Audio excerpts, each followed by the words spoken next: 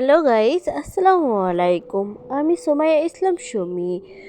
আমার এই কিচেনে আপনাদের সকলকে স্বাগতম জানাচ্ছি। আবারও হাজির হয়ে গেলাম নতুন এক রেসিপি নিয়ে।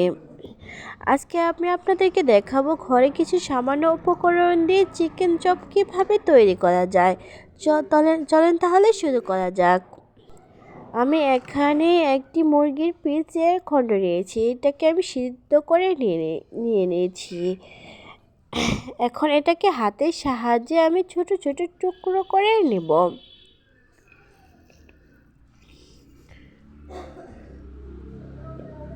এটাকে অবশ্যই সিদ্ধ করে ঠান্ডা করে নিতে হবে। তারপরে হাতের সাহায্যে এভাবে ছোট ছোট পিস করে নিতে হবে। এখন আমি এই পর্যায়ে ব্লেন্ডারে ব্লেন্ড করে নেব।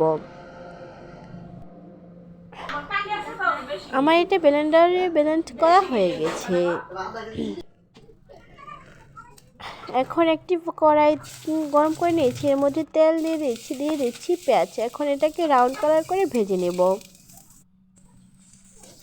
দিয়ে দিচ্ছি আদা বাটা আর দিয়ে দিচ্ছি রসুন বাটা। এখন এগুলোকে ভালোভাবে ভেজে নেব।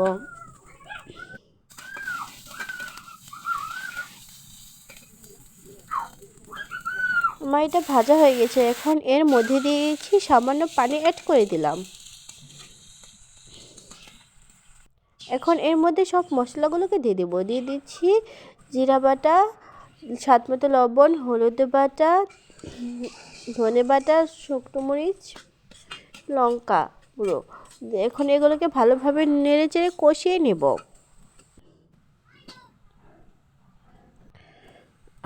আমার এটা কষানো হয়ে গেছে।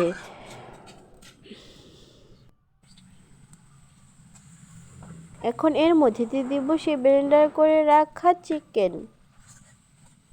এখন এই মশলার সাথে ভালোভাবে নেড়ে চেড়ে মিক্স করে নেব।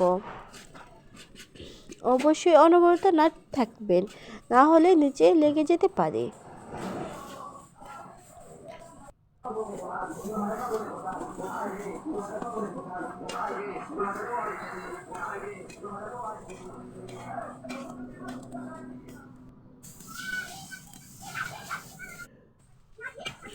আমার এটা ভাজা হয়ে গেছে। এখন এটাকে ঠান্ডা করে বাটিতে নিয়ে নিব। এখন এর মধ্যে দিয়ে দিচ্ছি 4-5টি কাঁচামরিচ কুচি, দিয়ে দিচ্ছি ধনেপাতা কুচি, আর দিয়ে দিচ্ছি ম্যাজিক মশলা। 1 প্যাকেট পুরোটাই আমি এখানে অ্যাড করব। দিয়ে দিচ্ছি 2টি বড় সাইজের আলু সিদ্ধ করে আগে থেকে রেখে এটাকে হাতের সাহায্যে গলিয়ে নিয়েছি। এখন দিয়ে দিচ্ছি 1 টুকরো লেবুর রস।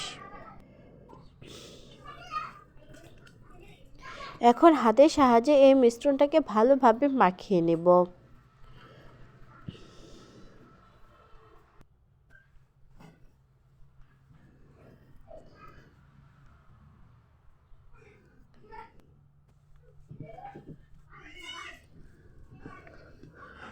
একটু সময় নিয়ে এটাকে হাতের সাহায্যে ভালোভাবে চেপে চেপে মাখিয়ে নিতে হবে। এখন এটাকে হাতের সাহায্যে নিয়ে শেপ দিয়ে নিব। আপনারা আপনাদের পছন্দ মতো শেপ দিয়ে নিতে পারেন। আমি কীভাবে তৈরি করছি আপনারা দেখে বুঝে নিতে পারেন। আমার একটা তৈরি করা হয়ে গেছে, আপনাদের বোঝার সাথে আমি আরেকটি তৈরি করে দেখাবো।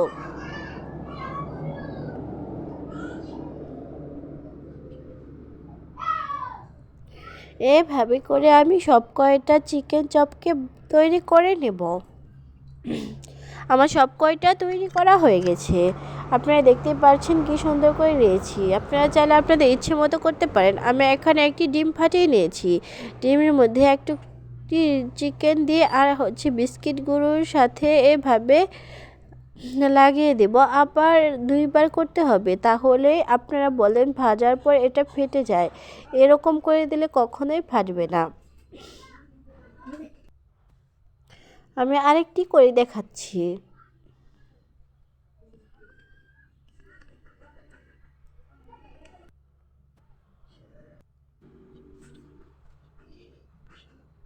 আমি এইভাবে সব কয়টাকে করে নেব। এখন চলে যাব এটাকে ভাজতে। আমি একটি কড়াই বসিয়ে দিয়েছি, কড়াইটাকে গরম করে নিয়েছি। এখন পরিমাণ মতো তেল এখানে অ্যাড করব। তেলটা আমার গরম হয়ে গেছে, এর মধ্যে আমি বানিয়ে রাখা চিকেন চপগুলো দিয়ে দিব। এখন অল্প আঁচে এগুলোকে উল্টে পাল্টে ভেজে নেব সময় নিয়ে।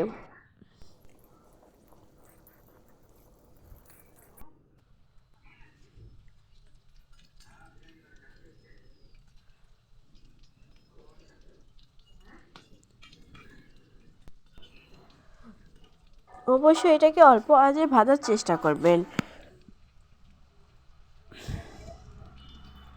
এটাকে বারবার উল্টে পাল্টে নেবেন।